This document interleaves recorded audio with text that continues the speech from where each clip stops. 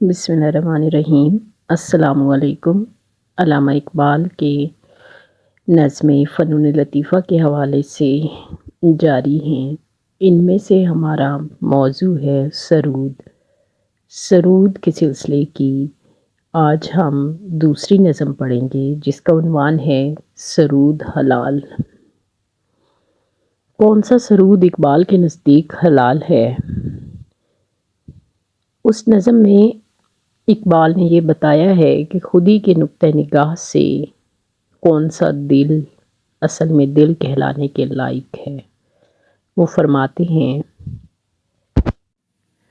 کھل تو جاتا ہے مغنی کے بم و زیر سے دل، نہ رہا زندہ و پائندہ تو کیا دل کی کشود، ہے ابھی سینہ افلاک میں پنہاں وہ نوا، جس کی گرمی سے پگھل جائے ستاروں کا وجود، جس کی تاثیر سے آدم ہو غم و خوف سے پاک اور پیدا ہو ایازی سے مقام محمود، محو انجم کا یہ حیرت کدہ باقی نہ رہے، تو رہے اور تیرا زمزمہ لا موجود، جس کو مشروع سمجھتے ہیں فقیہان خودی، منتظر ہے کسی مطرب کا ابھی تک وہ سرود۔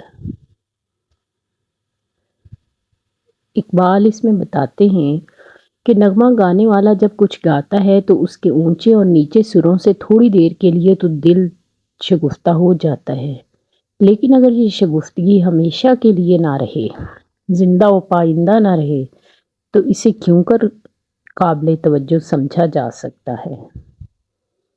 وہ نغمہ ابھی آسمانوں کے سینوں میں چھپا ہوا ہے، جس کی گرمی سے ستاروں کا وجود پانی بن کر بہہ جائے، جس کی تاثیر سے آدمی غم اور خوف سے پاک ہو جائے اور غلامی سے سلطانی کا رتبہ پیدا کر لے۔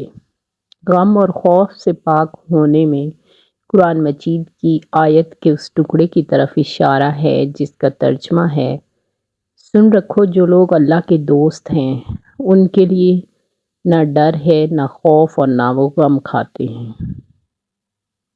تو یہاں اقبال یہی بتا رہے ہیں کہ انسان کو غم اور خوف سے پاک کر دینے والا نغمہ اس دنیا کی بڑی نعمت ہے،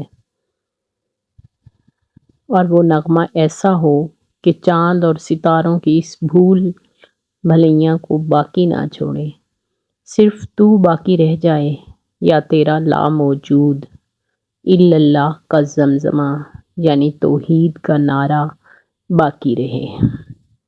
خودی کے عالموں کے نزدیک یہی نغمہ جائز ہے، لیکن یہ نغمہ ابھی تک اس انتظار میں ہے کہ کوئی با کمال گانے والا پیدا ہو اور اسے گائے۔